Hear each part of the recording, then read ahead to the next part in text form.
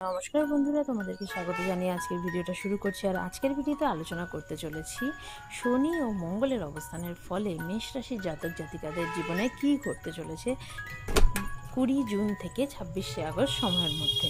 এই সময়ের মধ্যে কিন্তু মঙ্গল আর শনির এই অবস্থান মেষ রাশির জাতক জাতিকাদের বেশ কিছু পরিবর্তন আনবে।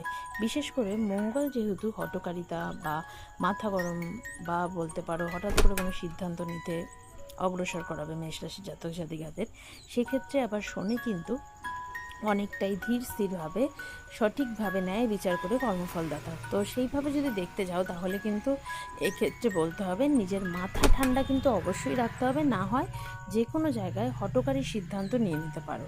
তবে যেটা সুখবর রয়েছে সেটা হলো মঙ্গলের এই অবস্থান কিন্তু কর্মক্ষেত্রে কিছু কিছু জায়গায় খুব ভালো ফল দেবে, এবং শনিরও এই অবস্থান কিন্তু হঠাৎ করে প্রাপ্তি ঘটাবে, অর্থাৎ মেষরাশির জাতক জাতিকাদের হঠাৎ করে আর্থিক লাভ আসবে।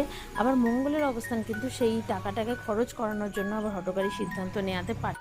তাই এই সময় কিন্তু খেয়াল রাখতে হবে যে কোনোভাবেই বাজে খরচ করা চলবে না। এই সময়কালটার মধ্যে কিন্তু টাকা পয়সা ধরে রাখতে হবে।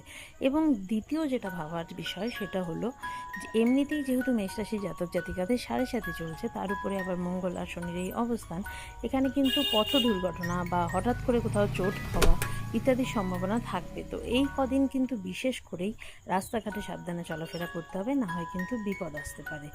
তো এই কদিন যখনই বাড়ি থেকে বের হবে তার আগে কিন্তু অবশ্যই হনুমানজিকে স্মরণ করে বের হবে।